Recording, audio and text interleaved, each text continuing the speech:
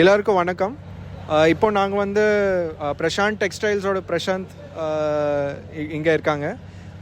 அவங்களோட இது வந்து ட்ரீம் ஹோம் இருக்குது. இவங்க ஒர்க் பண்ணுறாங்க. Shine star FGC products use பண்ணிவிட்டு இவங்க அவங்களோட ட்ரீம் ஹோம் பண்ணுறாங்க. ஸோ சார், நீங்கள் உங்களோட எப்படி எக்ஸ்பீரியன்ஸ் இருந்துச்சு இந்த மெட்டீரியல் பற்றி கொஞ்சம் சொல்லுங்கள் சார். ஆக்சுவலாக ஃபஸ்ட்டு வந்து டிஎம்டி பாஸ் போடலான்ட்டு ஐடியா இருந்துச்சுங்க. மேலே கொஞ்சம் வெயிட் ஓவராக வரதுனால we need another alternative. So நாங்கள் உங்களோட யூடியூப்பில் பார்த்தோம், உங்களோட வீடியோ பார்த்தோம். So it is really good. Actually கொஞ்சம் வெயிட் நல்லா கம்மியாக இருக்குது. அது போக ஸ்ட்ரென்த்தே வந்து டபுள் மடங்கு இருக்குது. ப்ளஸ் கம்பேரிட்டிவ்லி ப்ரைஸும் கம்மியாக இருக்குது. டிஎம்டி ஸ்டீல் பார்ஸ் விட இதனோட ஃபைபர் பார் வந்து இப்போ ப்ரைஸ் கம்பேரிட்டிவ்லி ரொம்ப கம்மியாக இருக்குது. எங்களுக்கு ரொம்ப ஹெல்ப்ஃபுல்லாக இருக்குது. Okay, great. ஸோ எங்களோட டோட்டல் ரீபார்ஸில் ஆல்மோஸ்ட் 30 to 40% சேவிங்ஸ் பண்ணியிருக்கோம். ஏன்னா 8 mm ரீபார்க்கு ரீப்ளேஸ்மெண்ட்டில் எங்களுக்கு 6 mm எஃப்ஜிசி ரீபார் யூஸ் பண்ணியிருக்கோம்.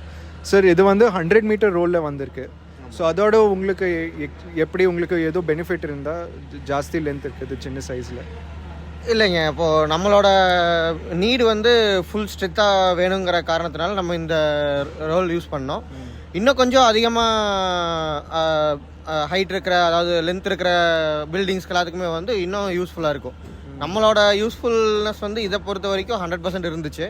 இன்னும் கொஞ்சம் ஹைட் இருக்கிற ஒரு லென்த் இருக்கிற குடோனுக்கெல்லாம் போடுற மாதிரி இருந்துச்சுன்னா இன்னும் நல்லா யூஸ்ஃபுல்லாக இருக்கும். Thank you sir. தேங்க்யூ.